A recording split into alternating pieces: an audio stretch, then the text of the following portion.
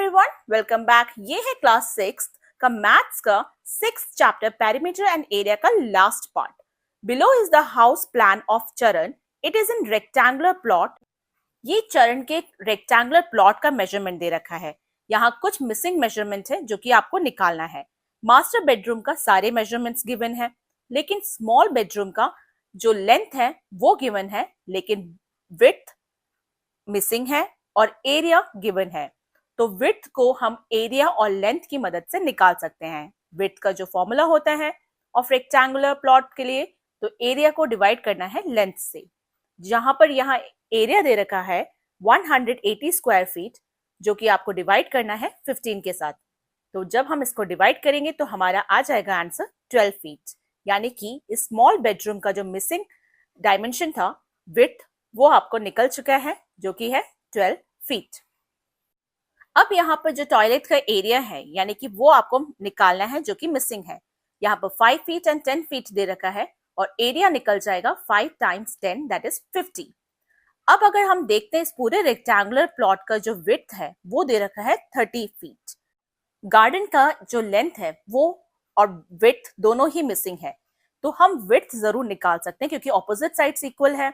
तो 30 अगर width given है पूरे रेक्टेंगुलर प्लॉट का और उसमें से 15 और 12 हमें पता ही है, तो हम 30 में से 15 और 12 को माइनस कर देंगे। यानी कि 30 में से अगर हम 27 यानी 15 और 12 को प्लस करेंगे तो 27 आएगा। 30 में से 27 को लेस करेंगे तो 3, यानी कि इस गार्डन एरिया का जो विड्थ है वो 3 फीट है। अब जो इसका लेंथ है वो अगर हम देख पा रहे हैं तो यहाँ पर मास्टर बेडरूम का जो लेंथ है 15 है, टॉयलेट का जो है लेंथ वो भी 5 है। तो इन दोनों को अगर हम प्लस करते हैं 15 प्लस 5 तो बनता है हमारा 20। 15 प्लस 5 क्यों हमने इसको प्लस किया? क्योंकि जो गार्डन एरिया है, गार्डन का जो जगह है, वहां की जो लेंथ है वो मास्टर बेडरूम और टॉयलेट के जो लेंथ के बराबर है। और अगर हम देखते हैं किचन का जो लेंथ है वो भी 15 है, तो अगर हम इन तीनों को ऐड करते हैं तो टोटल जो विड्थ लेंथ आती है वो आती है 35 फीट। तो गार्डन का जो लेंथ है वो तो हम निकाल चुके हैं 15 प्लस 5 कर। तो यहाँ पर गार्डन का जो लेंथ और विड्थ से हम गार्डन का एरिया निकाल सकते हैं, जो कि बन जाएगा 20 टाइम्स 3 यानी कि 60 फीट। तो आप ये ऐसे निकाल सकते हैं हर एक पोर्शन का। 35 फीट हम पहले निकाल चुके हैं पूरे ओवरऑल रेक्टेंगुलर प्लॉट के लेंथ का। अब पार्किंग लॉट में अगर हम जाते हैं तो 35 में से 20 लेस करेंगे, यानी कि 15 हो गया आपका पार्किंग का लेंथ। और 3 क्योंकि गार्डन का जो विड्थ है वही पार्किंग का भी विड्थ है 3, तो 15 टाइम्स 3 45 फीट हो गया आपका पार्किंग का भी। यूटिलिटी में देखते हैं तो 15 उसकी लेंथ है। अब जो विड्थ है वो निकालनी है। अगर हम देखते हैं तो मास्टर बेडरूम और जो किचन और यूटिलिटी है एरिया है दोनों ही बराबर है। ठीक है, अगर हम दोनों के एरिया को देखते हैं, दोनों की जगह जो है वो बिल्कुल ही बराबर है, तो इसकी मदद से क्या हम यूटिलिटी का विड्थ निकाल पाएंगे? तो आइए देखते हैं कैसे निकालेंगे हम लोग। तो क्योंकि दोनों का जो एरिया सेम है तो इसका डायमेंशंस भी ऑलमोस्ट सेम होंगे। दोनों की जो लेंथ है वो बिल्कुल बराबर है 15 फीट, लेकिन जो विड्थ है वो भी इक्वल है। अगर विड्थ 15 फीट है तो वो किचन और यूटिलिटी दोनों के ही विड्थ को प्लस करने पे आया है। किचन 12 फीट दे रखी है, तो 12 फीट की मदद से हम 15 में से 12 को माइनस करेंगे, यानी कि 3 फीट हो जाएगा आपका यूटिलिटी। तो ये थे जो कि डायमेंशंस हमने निकाले, लेकिन हॉल का जो एरिया है वो अभी निकालना बाकी है। तो आइए देखते हैं कैसे निकालेंगे। पहले मैं हर एक पोर्शन का अलग अलग लिख देती हूँ। यहाँ पर हमने स्मॉल बेडरूम का विड्थ लिख लिया, गार्डन का लेंथ विड्थ और एरिया निकाल दिया, टॉयलेट एरिया का जो एरिया है वो निकाल दिया, यूटिलिटी का लेंथ विड्थ एंड एरिया ये दे रखा है, पार्किंग का हमने निकाल दिया है लेंथ विड्थ एंड एरिया। अब हमें हॉल का एरिया निकालना है। तो एरिया ऑफ हॉल के लिए हम पूरे रेक्टेंगुलर प्लॉट में से जो बाकी के जो स्मॉल पोर्शंस है, रिमेनिंग पोर्शंस है, उनके एरिया को प्लस कर माइनस कर देंगे। यानी कि एरिया ऑफ रेक्टेंगुलर प्लॉट हो गया आपका 35 टाइम्स 30 जो कि 1050 हो गया, और बाकी के जो स्मॉल स्मॉल रूम्स और पोर्शंस से उन सबको प्लस किया एरिया को, तो 785 आया। और दोनों को जब माइनस किया टोटल में से तो 265, यानी कि एरिया ऑफ हॉल हो गया आपका 265 feet. Find out the area of his house. Area of house निकालना है तो लेंथ और विड्थ को मल्टीप्लाई करेंगे, जो कि हो जाएगा आपका 1050 स्क्वायर फीट। फिर जो आपसे पूछा है, now find out the missing dimensions and area of Sharan's home below is the plan.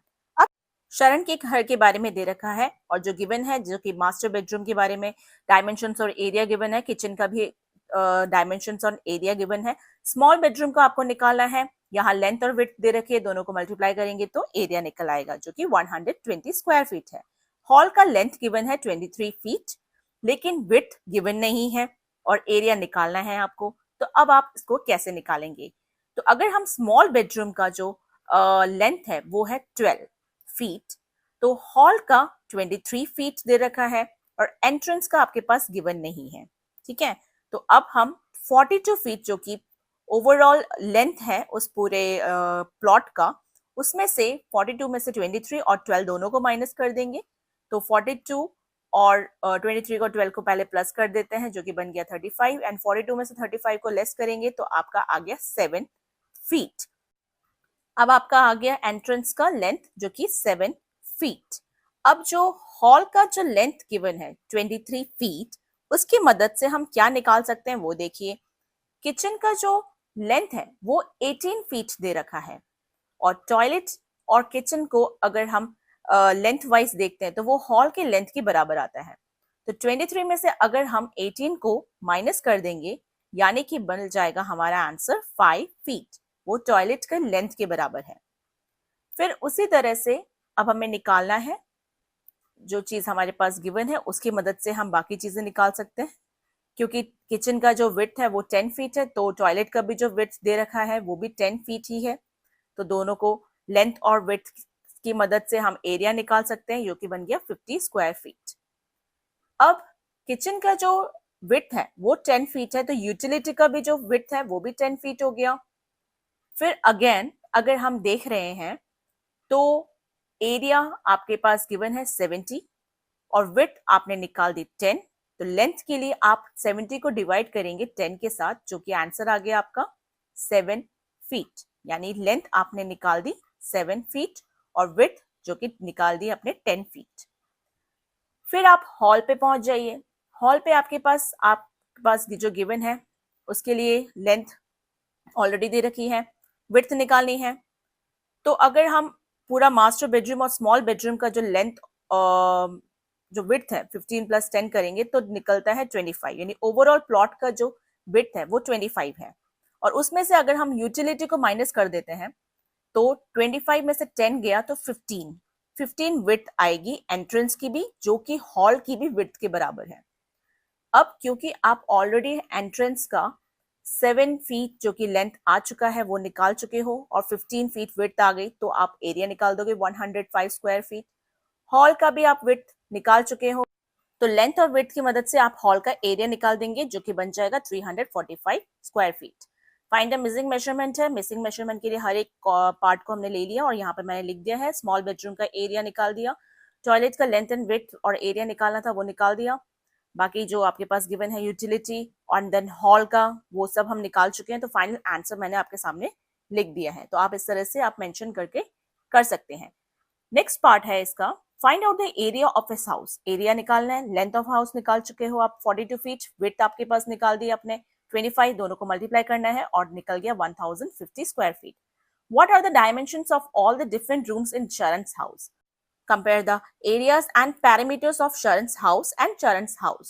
आपको सारे डायमेंशंस यानी लेंथ और विड्थ निकालने सारे रूम्स के जो कि शरण के घर के हैं वो आप निकाल चुके हो और कंपेयर करना है शरण और चरण के प्लॉट का, रेक्टेंगुलर प्लॉट के एरिया और पैरामीटर को। तो अगर आप देखेंगे तो area of Sharan's house and Charan's house are same and equal to 1050 square feet. दोनों का जो रेक्टेंगुलर प्लॉट का जो एरिया है वो दोनों सेम ही है 1050 स्क्वायर फीट। लेकिन जो पैरामीटर है, शरण का जो घर का पैरामीटर निकाला तो हमने पाया उसका आंसर आया 134 फीट, जो कि बड़ा है, ग्रेटर है देन चरण's हाउस जो कि 130 फीट निकाला। पैरामीटर आपको निकालना आता है। एरिया मेज पजल्स, यहाँ पे मेज पजल्स दे रखा है वो आपको निकालना है। पजल्स यानी कि कुछ मिसिंग वैल्यू है वो आपको निकालनी है। In each figure, find the missing value of either the length of a side or the area of a region. कोई भी लेंथ भी पूछ सकते हैं आपसे या फिर एरिया भी पूछ सकते हैं। इस क्वेश्चन में आपको ध्यान से देखना है और उसके हिसाब से आंसर निकालना है। तो फर्स्ट पार्ट के अंदर आपको एरिया निकालना है। तो आपको पहले फिगर अच्छे से देखना है। ये फिगर 4 पार्ट्स में अनइक्वली डिवाइडेड है। 13 स्क्वायर सेंटीमीटर और 26 स्क्वायर सेंटीमीटर। अगर 26 को अगर हम हाफ में डिवाइड करते हैं तो फर्स्ट वाला जो 13 स्क्वायर सेंटीमीटर के बराबर आता है, यानी 13 + 13 इज इक्वल टू 26। उसी तरह से अगर नीचे हम देखते हैं तो 15 स्क्वायर सेंटीमीटर है, तो उसके बगल में जो शेडेड पार्ट है उसको भी अगर हम हाफ में डिवाइड करते हैं तो फर्स्ट पार्ट 15 होगा और सेकेंड पार्ट भी 15 होगा, यानी कि 15 + 15 is equal to 30 square centimetre. ठीक है, तो इसमें सिर्फ आपको ध्यान से मेजरमेंट को लॉजिकली आपको निकालना है। तो area of shaded part is equal to 30 square centimetre. Next figure को आप आराम से देखेंगे, अच्छे से देखेंगे और फिर उसके बाद शेडेड पार्ट का एरिया निकालना है। यहाँ पर आप इस शेडेड पार्ट का जो लेंथ है वो 3 सेंटीमीटर दे रखा है, साइड जो गिवन है वो 3 सेंटीमीटर है। तो अब हम नीचे वाले जो रेक्टेंगुलर बॉक्स है उसका अगर हम देख रहे हैं तो एरिया गिवन है और विड्थ आपके पास 2 सेंटीमीटर गिवन है, तो इसकी मदद से आप लेंथ निकाल सकते हैं, यानी कि 10 divide by 2 which is 5 centimetre. तो इस नीचे जो आपके पास रेक्टेंगुलर बॉक्स जो येलो में मैंने कलर किया हुआ है उसका जो लेंथ है वो 5 निकल चुका है। और ऊपर अगर आप देख रहे हैं ऑपोजिट साइड्स में तो 3 सेंटीमीटर ऑलरेडी गिवन है, तो बाकी जो बचा है वो 2 सेंटीमीटर है। अब इस येलो रेक्टेंगुलर बॉक्स का जो 10 स्क्वायर सेंटीमीटर है उसका आपने लेंथ 2 सेंटीमीटर निकाल चुके हो। अब इसकी मदद से एरिया और वेट की मदद से आप लेंथ निकालोगे विच इज 5 सेंटीमीटर। अब आपका 5 सेंटीमीटर आ गया, उसमें से 2 आपके पास ऑपोजिट साइड में 2 गिवन है, तो बाकी जो बचा वो 3 होगा क्योंकि 3 + 2 5 होता है। तो इस रेक्टेंगुलर यानी इस स्क्वायर बॉक्स में, रेक्टेंगुलर नहीं है ये एक स्क्वायर बॉक्स है जिसका साइड आपके पास दे रखा है 3। तो अगर 3 सेंटीमीटर साइड है तो एरिया निकाल देंगे आप साइड टाइम्स साइड, यानी साइड मल्टीप्लाइड बाय साइड, जो कि 3 × 3 9 स्क्वायर सेंटीमीटर हो जाएगा। ठीक है, तो यहाँ पर आपको ध्यान देने वाली बात है, जो आपके पास गिवन है उसकी मदद से आपको निकालनी है, जो चीजें नहीं पता वो चीजें निकालनी है आपको। तो area of shaded part is equal to 9 square centimetre. C part में आपके पास एक बॉक्स दे रखा है ऊपर, कलर बॉक्स, यानी शेडेड पार्ट को निकालना है। यहाँ पर हमारे पास कुछ भी गिवन नहीं है, लेकिन हम बाकी की मदद से हम ये निकालेंगे डायमेंशंस। तो नीचे वाला जो बॉक्स दे रखा है उसका 60 स्क्वायर सेंटीमीटर एरिया दे रखा है और उसके ऊपर जो बॉक्स है उसमें हमें कुछ मेंशन दे कर रखा है 42 स्क्वायर सेंटीमीटर एरिया और उसका जो विड्थ है 6 सेंटीमीटर वो भी दे रखा है। तो पहले हम इस बॉक्स को निकालेंगे, इसमें जो लेंथ है वो फाइंड आउट करेंगे। तो एरिया हो गया 42 स्क्वायर सेंटीमीटर, विड्थ है 6 सेंटीमीटर, तो लेंथ निकल जाएगी आपकी। एरिया को विड्थ से डिवाइड करना है, यानी कि 42 डिवाइड बाय 6 जो कि हो जाएगा आपका 7 सेंटीमीटर। अब इस बॉक्स का जो है रेक्टेंगुलर बॉक्स, यानी कि येलो बॉक्स जो मैंने कलर किया हुआ है, उसका जो लेंथ है वो 7 सेंटीमीटर दे रखा है। अब जो नीचे वाला 60 स्क्वायर सेंटीमीटर वाला जो बॉक्स है, ठीक है, उसको भी निकाल सकते हैं हम। तो पहले हम ये देखेंगे कि जो ऊपर शेडेड पार्ट है उसका लेंथ क्या होगा। तो ऑलरेडी 3 सेंटीमीटर बाहर है और बाकी जो है वो अंदर है, दैट मीन्स 7 - 3 यानी 4 सेंटीमीटर हो जाएगा, क्योंकि ऑपोजिट साइड्स इक्वल है इसलिए। तो इस शेडेड पार्ट का हम लेंथ निकाल चुके हैं 4 सेंटीमीटर। अब हमें विड्थ के लिए पहले 60 स्क्वायर सेंटीमीटर वाला जो एरिया वाला बॉक्स है उसका विड्थ निकालना होगा। तो इस बॉक्स का जो एरिया है 60 स्क्वायर सेंटीमीटर है और जो लेंथ है वो 7 + 5 हो जाएगा, क्योंकि 5 ऑलरेडी आउटसाइड द बॉक्स है मिडिल वाले से, और 7 + 5 यानी कि 12 सेंटीमीटर हो गया आपका लेंथ। तो विड्थ निकालने के लिए आप एरिया को 7 + 5 यानी कि 12 से डिवाइड करेंगे। तो 60 डिवाइड बाय 12 हो गया आपका 5 सेंटीमीटर। तो इस बड़े वाले बॉक्स से नीचे, सबसे जो नीचे रखा हुआ है, उस बॉक्स का जो विड्थ है वो 5 निकल चुका है और 6 सेंटीमीटर ऑलरेडी गिवन है। तो जो ओवरऑल पूरे फिगर का अगर हम 15 सेंटीमीटर आपके पास विड्थ है तो 15 में से 6 और 5 को माइनस कर देंगे, यानी 15 - 11, 6 और 5 को ऐड करके 11 आता है। ये आपको पता ही है कैसे करते हैं। अब ये स्क्वायर निकल चुका है, तो स्क्वायर का साइड गिवन है 4 सेंटीमीटर, तो अब आप निकाल चुके हैं area 4 × 4 that is 16 square centimetre. Next figure है जिसमें 18 स्क्वायर सेंटीमीटर का जो बॉक्स है वो गिवन है और यहाँ पर आपको लेंथ 5 सेंटीमीटर है तो विड्थ आप निकाल देंगे, 18 में से 5 को लेस करना है। तो यानी कि अगर हम देखेंगे तो यहाँ पर जो 18 को हम डिवाइड करेंगे 5 से तो पॉइंट में यानी डेसिमल में आंसर आएगा। कैसे आएगा आप निकालिए। 5 को इस तरह से हम डिवाइजर रखेंगे और 18 डिविडेंड हो गया, तो 3 से गया 15, लेकिन 3 रिमाइंडर है तो हम पॉइंट लगाएंगे और 0 आ जाएगा और इस तरह से आंसर 3.6 सेंटीमीटर आ गया। आपने डेसिमल वाले चैप्टर में अच्छे से पढ़ा है। तो 3.6 सेंटीमीटर इसका विड्थ निकल आया। नेक्स्ट जो बॉक्स है वहां पर आपके पास एरिया गिवन है विच इज 38 स्क्वायर सेंटीमीटर और आपके पास जो विड्थ है वो 4 प्लस 3.6 निकलेगा, तो यानी कि 7.6 सेंटीमीटर हो गई आपकी विड्थ। तो लेंथ के लिए आप एरिया को विड्थ के साथ डिवाइड करेंगे, यानी कि 38 डिवाइडेड बाय 7.6। अब डिनोमिनेटर में आपके पास डेसिमल वाला नंबर है, तो हम ये देखेंगे जैसे ही हमने इस डेसिमल को रिमूव किया तो डेसिमल के बाद जितने नंबर होते हैं उतने जीरोस न्यूमरेटर में ऐड हो जाते हैं, यानी 38 टाइम्स 10 हो जाएगा, तो आंसर हो गया 380 डिवाइड बाय 76, और इन दोनों को डिवाइड किया तो आंसर आया 5। तो length of the shaded part हो गया 5 सेंटीमीटर। अब हम नेक्स्ट करेंगे फिगर इट आउट के क्वेश्चन आंसर्स। तो जो पहला क्वेश्चन है, give the dimensions of a rectangle whose area is the sum of the areas of these two rectangles having measurements 5 meter times 10 meter and 2 meter times 7 meter। एक rectangle है जो इन दो rectangle के area के बराबर आता है, यानी कि दोनों को प्लस करेंगे तो जो एरिया आएगा वो उस रेक्टेंगल का एरिया होगा, और उस रेक्टेंगल का हमें डायमेंशंस यानी कि लेंथ और विड्थ निकालनी है। तो ये जो दो रेक्टेंगल्स दे रखे हैं 5 मीटर और 10 मीटर का और 2 मीटर 7 मीटर का, तो पहले इनका हम एरिया निकालेंगे। तो जो फर्स्ट रेक्टेंगल का एरिया निकला 50 स्क्वायर मीटर और सेकंड रेक्टेंगल का जो एरिया निकला है वो है 14 स्क्वायर मीटर।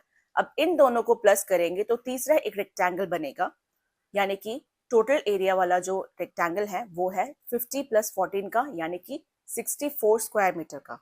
अब आपको ये पता करना है कि ऐसे दो लेंथ और विड्थ कौन से हो सकते हैं जिनको मल्टीप्लाई करने पर 64 आए।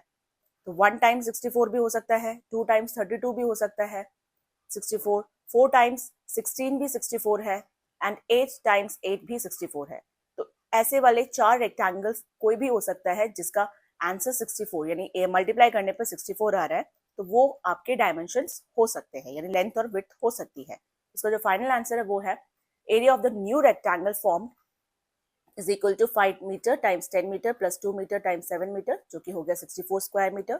अब डायमेंशंस को रिकॉग्नाइज करने के लिए या डिटरमाइन करने के लिए आपको ये देखना है कि ऐसे दो नंबर्स फाइंड आउट करने हैं जिसको मल्टीप्लाई करने पर 64 आए, तो ये जो पेयर्स हैं वो हो सकते हैं डायमेंशंस। नेक्स्ट है the area of a rectangular garden that is 50 metre long is 1000 square metre, find the width of the garden. एक रेक्टेंगुलर गार्डन है जिसकी लेंथ आपके पास दे रखी है 50 मीटर और उसका एरिया भी आपके पास गिवन है 1000 स्क्वायर मीटर। इन दोनों की मदद से आपको विड्थ निकालनी है। अब विड्थ निकालने के लिए आपको एरिया को लेंथ के साथ डिवाइड करना होगा। तो जब हम एरिया को लेंथ के साथ डिवाइड करेंगे यानी 1000 को 50 के साथ डिवाइड करेंगे तो क्या हो सकता है आंसर, आप इसको डिवाइड करके देखिए क्या होगा आंसर। तो यहाँ पर length of the garden 50 metre है और area of the garden 1000 square metre. Width निकालने के लिए दोनों को डिवाइड करना होगा, जो कि आंसर आया 20 metre. Therefore, the width of the garden is equal to 20 meter. बहुत easy question है ये। Next है the floor of a room is 5 meter long and 4 meter wide. एक रूम का जो फ्लोर है वो दे रखा है 5 मीटर लॉन्ग, लेंथ दे रखी है 5 मीटर और विड्थ दे रखी है 4 मीटर। उसके ऊपर स्क्वायर कारपेट बिछा हुआ है, उस रूम के अंदर स्क्वायर कारपेट है और उस स्क्वायर कारपेट का जो साइड है वो 3 मीटर दे रखा है। अब आपको वो एरिया निकालना है दैट इज नॉट कारपेटेड, यानी जिस एरिया में कारपेट नहीं बिछी उस जगह का एरिया निकालना है। तो इस फ्लोर का जो रेक्टेंगुलर फ्लोर का डायमेंशन है 5 मीटर टाइम्स 4 मीटर और स्क्वायर का जो साइड है वो दे रखा है 3 मीटर। स्क्वायर के चारों साइड्स बराबर होते हैं तो एक साइड दे रखी है 3 मीटर। अब बाकी के लिए क्या करेंगे, आप पहले दोनों का एरिया निकालेंगे, यानी कि एरिया ऑफ रेक्टेंगुलर फ्लोर, और एरिया ऑफ रेक्टेंगुलर फ्लोर को माइनस करेंगे एरिया ऑफ स्क्वायर कारपेट से। ठीक है, तो जैसे ही हम एरिया ऑफ रेक्टेंगुलर फ्लोर का स्टेप लिखेंगे उसके अंदर आपको लेंथ और विड्थ दोनों मेंशन करनी है। लेंथ आपके पास गिवन है 5 और विड्थ है आपके पास 4, तो यानी कि हो गया दोनों को मल्टीप्लाई कर 20 square metre. Area of square carpet क्योंकि साइड इंटू साइड होता है फॉर्मूला, तो यहाँ पर 3 को 3 से मल्टीप्लाई करना होगा, यानी 3 इंटू 3 9 स्क्वायर मीटर। तो जो एरिया कारपेटेड नहीं है, area that is not carpeted, जिस जगह पे कारपेट नहीं बिछी है, उसके लिए आप क्या करेंगे, एरिया ऑफ रेक्टेंगुलर फ्लोर को एरिया ऑफ कारपेट से माइनस करना है। तो ये हो गया आपका final answer, length of the room, width of the room, side of the square carpet, जो कि गिवन है। यहाँ पर area that is not carpeted के लिए area of the room minus area of the square carpet कर देंगे, यानी कि आंसर, फाइनल आंसर हो गया आपका आंसर 11 स्क्वायर मीटर। अब जो नेक्स्ट क्वेश्चन है, 4 flower beds having sides 2 meter long and 1 meter wide are dug at the four corners of the garden, that is 15 meter long and 12 meter wide. How much area is now available for laying down a lawn? एक garden है जो कि rectangular है, 15 metre उसकी length है और 12 metre उसकी width है, और उसके चारों साइड में फ्लावर बेड्स खोदे गए हैं, जिसकी फ्लावर बेड्स का जो रेक्टेंगुलर फ्लावर बेड्स का एक साइड दे रखा है, लेंथ दे रखी है 2 मीटर और दूसरा दे रखा है 1 मीटर। इसी तरह के 4 डिगिंग कर चुके हैं, 4 गार्डन में 4 कॉर्नर पर इस तरह से फ्लावर बेड्स बनाए गए हैं। तो अब आपको वो एरिया निकालना है जहां पर ये फ्लावर बेड्स नहीं है। तो उसके लिए आप क्या करेंगे, एरिया ऑफ गार्डन पहले निकालेंगे, जो कि लेंथ इंटू ब्रेथ या विड्थ कह सकते हो, 15 टाइम्स 12 जो कि हो गया आपका 180 स्क्वायर मीटर, ये एरिया ऑफ गार्डन है, ठीक है। फिर आप उसके बाद एरिया ऑफ फ्लावर बेड निकालेंगे, पहले हम एक का निकालेंगे। एक के लिए जो दे रखा है वो लेंथ और विड्थ या लेंथ और ब्रेथ कुछ भी कह सकते हैं यहाँ पर। तो ये हो गया अपना 2 टाइम्स 1 यानी कि 2 स्क्वायर मीटर। तो अब हम area of flower beds, 4 flower beds है, अगर एक फ्लावर बेड का जो एरिया है वो 2 स्क्वायर मीटर है, तो 4 के लिए हम क्या करेंगे, 4 को 2 स्क्वायर मीटर से मल्टीप्लाई कर देंगे। 4 इस तरह के है ना, इसलिए 4 को मल्टीप्लाई करना है, तो 8 स्क्वायर मीटर निकल गया पूरे चारों फ्लावर बेड्स के एरिया का। अब वो एरिया जहां पर हम लॉन बना सकते हैं या लॉन बनाने के लिए अवेलेबल है, वो उसके लिए निकालने के लिए हम क्या करेंगे, 180 से माइनस करेंगे 8 को, तो आंसर आ गया 172 स्क्वायर मीटर। तो ये स्टेप्स है, ये आप फाइनल स्टेप में इस तरह से लिख सकते हैं, और फिर आपका माइनस करने पर आंसर आ गया 172 स्क्वायर मीटर। नेक्स्ट है, shape A has an area of 18 square units and shape B has an area of 20 square units. Shape A has a longer perimeter than shape B. Draw two such shapes satisfying the given condition. दो shapes हैं A और B. A का जो area वो है 18 square units और shape B का जो एरिया है वो गिवन है 20 स्क्वायर यूनिट्स, लेकिन शेप ए का जो पैरामीटर है वो शेप बी के पैरामीटर से ज्यादा है। तो ऐसे दो फिगर्स बनाने हैं आपको जो कि इस कंडीशन को सेटिस्फाई करते हैं। तो इसका आंसर है 18 स्क्वायर यूनिट्स के लिए ऐसे दो नंबर्स जिनको मल्टीप्लाई करने पर 18 आता है, जैसे 9 टाइम्स 2 करने पर 18 आता है, तो इसकी मदद से हम पैरामीटर निकाल सकते हैं। तो ये आ गया हमारा पैरामीटर 22 यूनिट्स। फिर हम शेप बी बनाएंगे, 5 टाइम्स 4 यानी 20 होता है, तो उसकी मदद से हम पैरामीटर निकाल सकते हैं। तो हो गया हमारा answer 18 units. Therefore, shape A has a longer than shape B. Shape A जो है वो shape B से बड़ी है, लंबी है। Sixth है, on a page in your book, draw a rectangular border that is 1 centimeter from the top and bottom and 1.5 centimeter from the left and right sides. What is the perimeter of the border? यहाँ पर आप अपनी book लीजिए और उसका जो rectangular border है वहां से 1 सेंटीमीटर टॉप और बॉटम से और उसी तरह से लेफ्ट और राइट साइड से 1.5 सेंटीमीटर मेजर करते हुए एक रेक्टेंगल बनाएंगे। तो उसका जो पैरामीटर होगा वो आपको निकालना है। तो रेक्टेंगल बनाने के लिए अब आप क्या करेंगे, 18 सेंटीमीटर से 1 सेंटीमीटर और 1 सेंटीमीटर ये दो बार आपने लिया टॉप और बॉटम से, उसको माइनस करना है, और 24 से भी आपको top and left and right side से 1.5 एंड 1.5 सेंटीमीटर माइनस करना है। यानी कि लेंथ ऑफ द बुक जो दे रखी है और ब्रेड्थ ऑफ द बुक है वो दे रखी है। लेंथ ऑफ द बॉर्डर के लिए आप क्या करेंगे, 18 माइनस 1 करेंगे जो कि हो गया 18 minus 2 that is 16 centimetre. Breadth of the border या विड्थ ऑफ द बॉर्डर हो जाएगा 24 माइनस 3 यानी कि 21 सेंटीमीटर। पैरामीटर के लिए आप लेंथ और विड्थ का जो भी होगा उसको ऐड करके 2 टाइम्स कर देंगे तो आंसर आ गया 74 सेंटीमीटर। इस तरह से आप निकाल सकते हैं आंसर। नेक्स्ट है आपका, draw a rectangle of size 12 units time 8 units. Draw another rectangle inside it without touching the outer rectangle that occupies exactly half the area. एक रेक्टेंगल है जिसका साइज दे रखा है 12 यूनिट्स और 8 यूनिट्स, उसके अंदर इनसाइड में आपको एक और रेक्टेंगल बनाना है और उसकी जो साइड होगी, अंदर वाले जो रेक्टेंगल की साइड होगी, वो आउटर साइड से बिल्कुल भी टच नहीं करनी चाहिए। और जो इनसाइड रेक्टेंगल होगा उसका जो एरिया होगा वो आउटर रेक्टेंगल का हाफ होगा, यानी आउटर रेक्टेंगल का जो एरिया होगा उसका आधा है। और फिर आपको निकालना है इनसाइड रेक्टेंगल के डायमेंशन, यानी लेंथ और विड्थ।